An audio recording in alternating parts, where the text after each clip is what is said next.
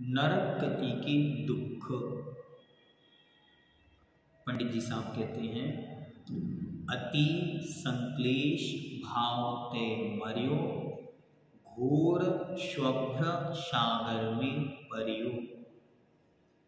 वह त्रेंच जीव अत्यंत संक्लेश परिणामों के साथ मृत्यु को प्राप्त हुआ और नरक में पहुंचा।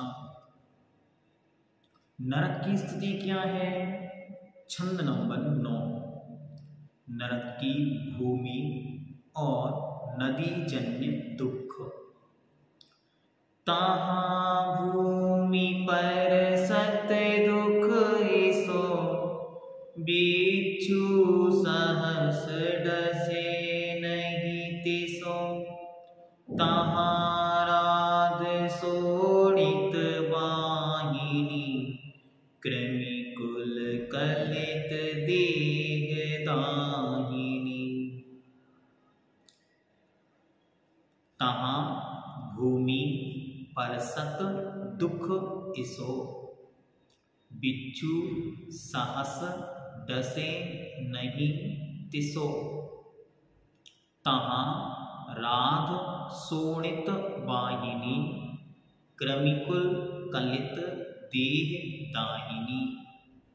तहाँ उस नरक में भूमि जमीन को परसत छूने से इसो ऐसा दुख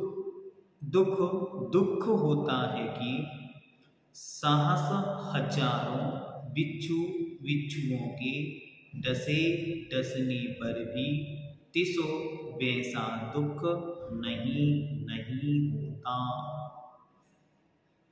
यहाँ से मरण कर जैसे ही उस नरक की भूमि को स्पर्श करता है, ऐसा कष्ट उत्पन्न होता है कि बिच्छू सहस डसे नहीं तिसो। हजार बिच्छुओं के काटने पर भी जैसी तकलीफ, जैसा दर्द, जैसा दुख नहीं होगा, उससे भी अधिक दुख और तकलीफ उसे होती है। इतनी घबराहट, इतना दर्द कि हजारों बिच्छू एक साथ काटे तब भी वह दुख शांत नहीं होगा।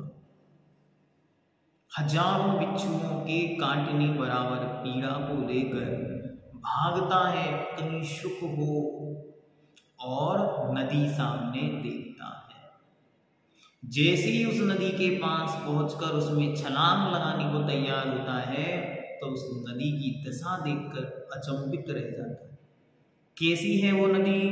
तो कहते हैं, तहाँ उस नरक में कृमि कुल कलित, कृमि अर्थात छोटे छोटे कीड़े, इनसे कलित भरी हुई, छोटे छोटे क्षुद्र कीड़ों से भरी हुई देह दाहिनी, शरीर में दाह उत्पन्न करने वाली, भयानक जलाने वाली शरीर को, तथा राध शोणित वाहिनी, खून और पाप को बहाने वाली बैतरणी नदी है।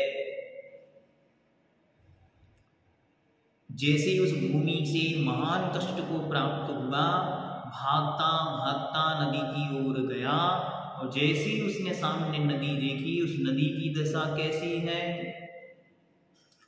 उस नदी में छोटे छोटे क्षुद्र कीड़े बिलबिला रहे हों, शरीर को दाह उत्पन्न करने वाली भयानक तेज, जैसे तेजाब बह रहा हो, और खून और पीप की नदी बह रही है, ऐसी वहां बैतरणी नाम की नदी बहती है।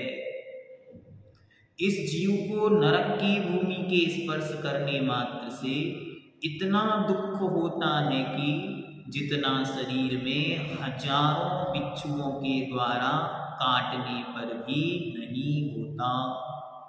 वहां नरक में कीड़ों के समूह से भरी और खून की नदी बहती है, जो शरीर में दाह उत्पन्न करती है।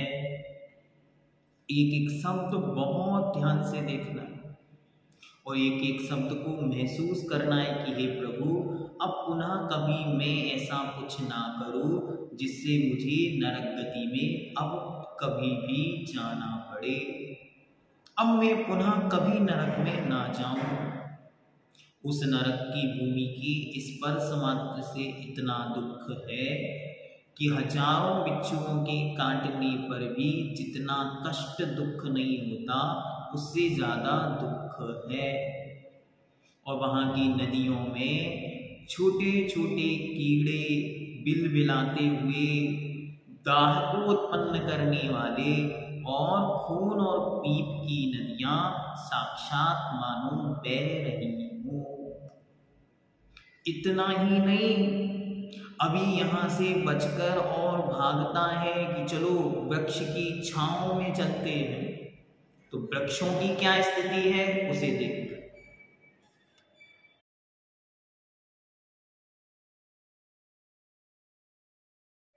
नरक में एक क्षण को भी सुख और शांति नहीं।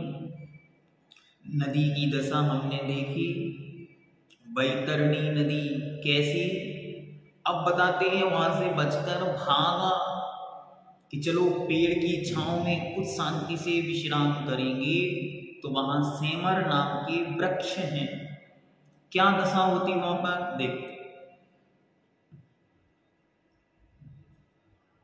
सेमर तरुदल जुते ऐसी पत्र, असी ज्यों देह विदारे तत्र। मेरु समान लोह गली जाए, ऐसी शीत उष्णता थाए। सेमर तरु दल जुत असी पत्र, असी ज्यों देह विदारई तत्र। मेरु समान लोह गली जाए, ऐसी शीत उष्णता थाए। तत्र उस नरक में असी पत्र ज्यों, असी मतलब होता है तलवार, तलवार की धार के समान पहने जैसे। दल जुत, दल मतलब होता है पत्ते, पत्ते वाले सेमर तरु सेमर के वृक्ष हैं। कैसे हैं? जैसे तलवार की धार होती है, ऐसे पेनी धार वाले पत्तों से युक्त वहां के वृक्ष हैं। जो क्या करते हैं? जो देह शरीर को असी ज्यों तलवार के समान विदारे फाड़ देते हैं। यहां नदी से भागा कि मैं वृक्ष की छांव में पहुंचूंगा। जैसे ही वृक्ष के नीचे पहुंचा, वहां तलवार की धार के समान पत्ते जब उसके शरीर पर गिरे तो शरीर छिद भिद गया, टुकड़े टुकड़े होने लग गए। और अभी दुख दूर नहीं हुए, वहां की सर्दी गर्मी कैसी? तो कहते हैं तत्र उस नरक में ऐसी इस प्रकार की शीत सर्दी और उष्णता गर्मी थाय होती है कि मेरु समान, सुमेरु पर्वत के बराबर लोहे का ढेर भी गली जाए, गल जाता है, गल सकता है। सुमेरु पर्वत के बराबर 1,00,000 योजन का लोहे का पिंड यदि वहां की गर्मी में स्पर्श मात्र कर ले तो पिघलकर पानी हो जाए। लोहे का पिंड, लोहे को जलाने के लिए कितनी उष्णता, कितना हाई टेम्परेचर चाहिए, वो वाकी भूमि के स्पर्श मात्र से ही गलकर पानी हो जाता है। और वही पानी जब 5वें नरक के नीचे जाता है तब वहां पर वही ठंड के कारण जमकर बर्फ बन जाता है। ऐसी सर्दी और गर्मी उन नरकों में पड़ती है। वह नरक भूमि शेमर वृक्षों से भरा है, जिसमें तलवार की धार के समान नुकीले पत्ते लगे हैं, जो नारकी जीव के शरीर को छिन्न भिन्न कर देते हैं। वहाँ सर्दी और गर्मी इतनी अधिक होती है कि सुमेरु पर्वत के समान विशाल लोहे का गोला भी गल या पिघल जाता है। यहाँ की सर्दी गर्मी तो कुछ भी नहीं है। यहाँ की सर्दी गर्मी जब आए, आंख बंद के चिंतन करो, कितना समय मैंने नरकों में बिता दिया, वहां कितनी सर्दी गर्मी थी, यहाँ तो कुछ भी नहीं। जब वहां मरण को प्राप्त नहीं हुए तो यहाँ क्या मरण को प्राप्त होंगे। देखो क्या स्थिति है जीवन की। ऐसा महान कष्ट और मरण होता नहीं, वहां अकाल मरण नहीं होता, पूर्ण आयु का भोग करना ही पड़ेगा। और ये तो प्रकृति प्रदत्त स्थितियां हैं। अभी देखो आपस में और कैसी कैसी स्थितियां बनती हैं, उसे आगे के छंदों में और विस्तार सा बतलाते हैं।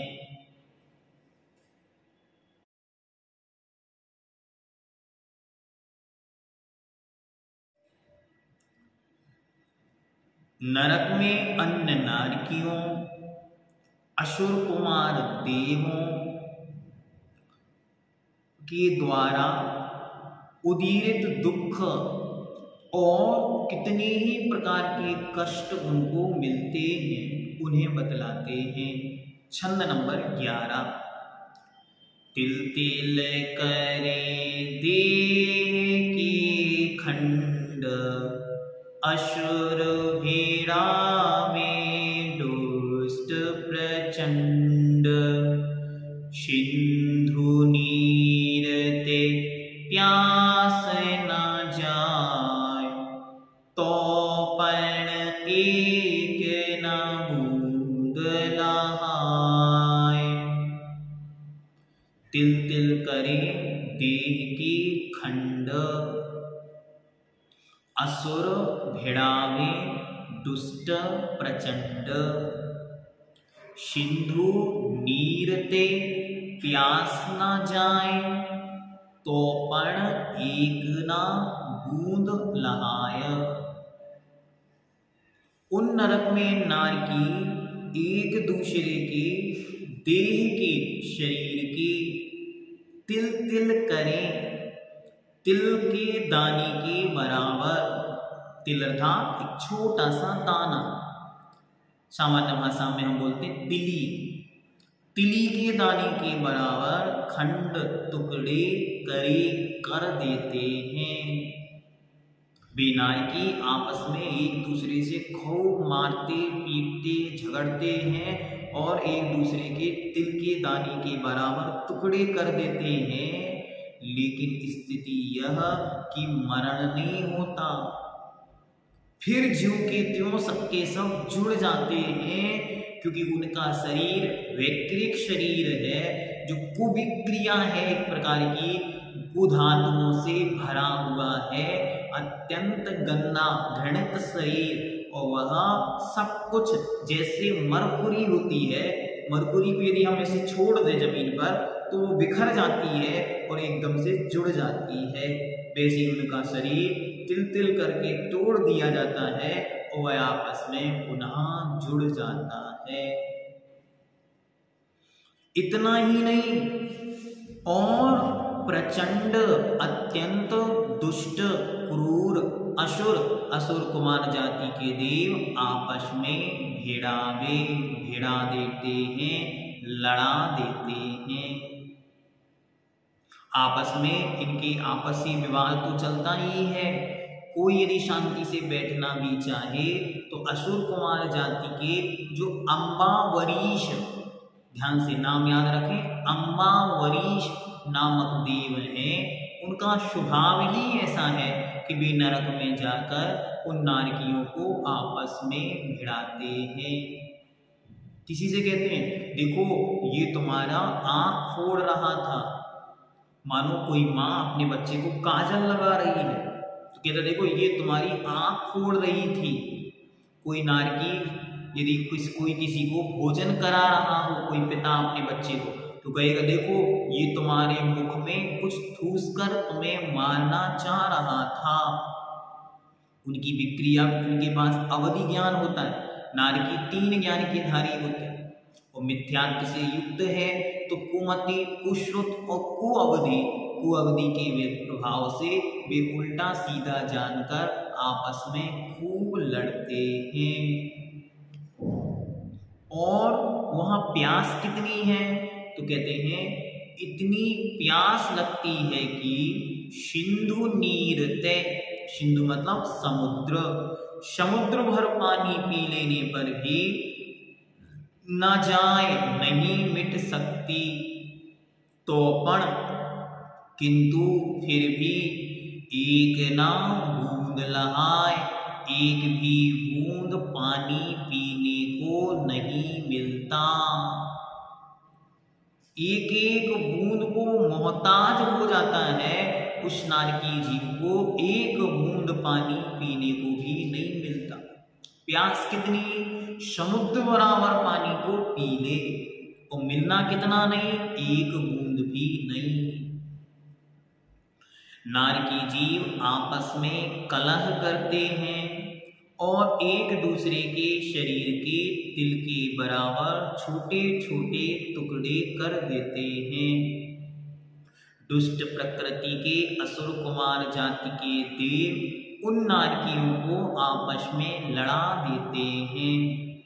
नरक में नारकी जीव को इतनी अधिक प्यास लगती है कि यदि वह सारे समुद्र का पानी भी पी लेवे तो भी प्यास नहीं बुझ सकती। फिर भी उसे पीने के लिए एक बूंद भी पानी नहीं मिलता और ऐसा महान कष्ट उसे भोगने में आता है। यहाँ पे एक शब्द है सिंधु, सिंधु का अर्थ है समुद्र। तोपण का अर्थ है किंतु। आगे और क्या दुख है इस नरक में, अभी दुख खत्म नहीं हुए, जीवन पर्यंत ऐसे ही दुखों को भोगता है। और ये दुख 1 2 3 4 5 दिन, 5 साल, 2 साल, 10 साल, 50 साल, 100 साल के नहीं है, अपितु कैसे हैं आगे बतलाते हैं।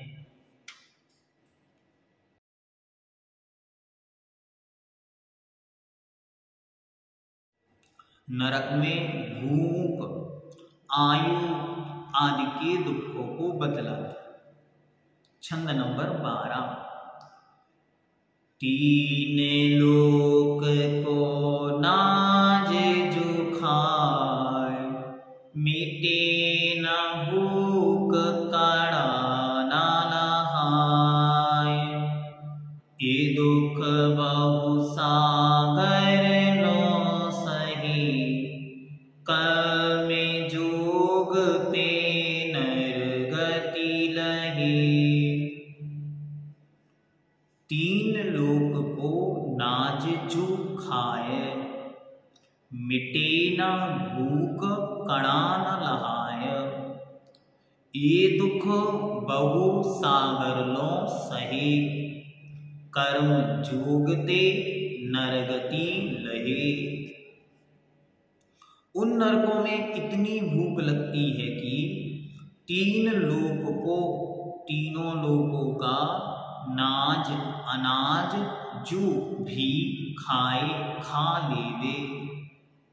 तीनों लोकों में जितना अनाज उत्पन्न हो सकता है या तीनों लोकों में जितना अनाज भरा जा सकता है, इतना अनाज एक साथ प्राप्त हो जाए तो भी भूख ना मिटे, इतनी भूख लगती है तो भी भूख नहीं मिटे, किंतु फिर भी कणा ना लहाए, एक दाना भी खाने को नहीं मिलता। 3 लोक को नाज जो खाए, मिटे ना भूख। 3 लोग बराबर अनाज खाने पर भी भूख नहीं मिटती, इतनी भूख लगती है, कणा न लहाए तो भी एक कण, एक दाना भी नहीं मिलता। ये ऐसे दुख नारकी जीव कितने दिन तक भोगता है? तो कहते हैं बहु सागर नो सहे, बहुत सागरों पर्यंतों तक सहन करता है। अगर मिनिमम आयु देखी जाए, जघन्य स्थिति जिसे कहते हैं, तो 10,000 वर्ष, और मैक्सिमम यदि जाए तो 33 सागर। एक सागर कितना कोई नहीं नाप सकता। फिर भी एक उपमा मान के अनुसार एक चिड़िया आती है और एक विशाल समुद्र में से अपनी पेट भर पानी पीकर जाती है। फिर वह चिड़िया 100 साल बाद फिर आती है, फिर पेट भर पानी पीकर जाती है। ऐसे जब वह चिड़िया सारे समुद्र का पानी समाप्त कर दे, तब जाकर एक सागर पूरा होगा। मतलब इतने सारे वर्ष, इतने सारा समय उसे उस नरकों में ऐसे महान दुखों के साथ व्यतीत करना पड़ता है। ये कहानी किसकी चल रही है? ये कहानी मेरी स्वयं की चल रही है। यदि अब मैं सतर्क नहीं हुआ, अब पुनः विषय भोगों से नहीं बचा, तो अब पुनः इसी प्रकार दुर्गति का पात्र होना पड़ सकता है। और यहाँ ऐसा महान कष्ट सागरों पर्यंत सहा, कर्म जोगते किसी विशेष शुभ कर्म के उदय से नरगति लहे मनुष्य गति को प्राप्त करता है।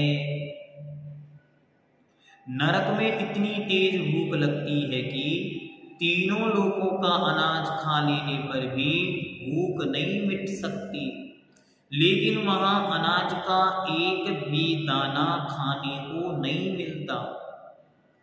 इस प्रकार नरक के दुख बहुत सागरों तक इस जीव ने सहन किए। फिर कभी शुभ कर्म का संयोग मिलने पर यह जीव मनुष्य गति प्राप्त करता है। भावना आता है एक बार यहाँ से बाहर निकल जाऊं, दोबारा अब यहाँ कभी नहीं आऊंगा। लेकिन जैसे ही निकला फिर भूल गया। क्या क्या दुख है वहां नरक में। वहां की भूमि के स्पर्श मात्र से हजारों बिच्छुओं के काटने से भी ज्यादा अधिक दुख है। वहां खून, पीप, दाह को उत्पन्न करने वाली क्षुद्र कीड़ों से भरी हुई नदी का दुख, वहां अशी तलवार के पत्र के समान लगे हुए वृक्षों का दुख, वहां की सर्दी, गर्मी, वहां पर एक दूसरे का आपस में घात करना, तिल के समान छोटे छोटे टुकड़े करना, आपस में असुर कुमार जाति के देवों के द्वारा भिड़ाया जाना, सागर बराबर पानी पी लेने पर भी नहीं बुझने वाली खतरनाक प्यास होने पर भी एक बूंद पानी का नहीं मिलना, और महानतम भूख होने पर भी 3 लोग का अनाज खा ले, इतनी भूख होने पर भी एक अन्न का दाना नहीं मिलता। ये दुख 1, 2, 4, 500, 500, 1000 वर्ष के नहीं, अपितु सागरों सागरों पर्यंत तक भोगने पड़ते हैं। तब जाकर यह जीव वहां से निकलकर मनुष्य गति में उत्पन्न होता है।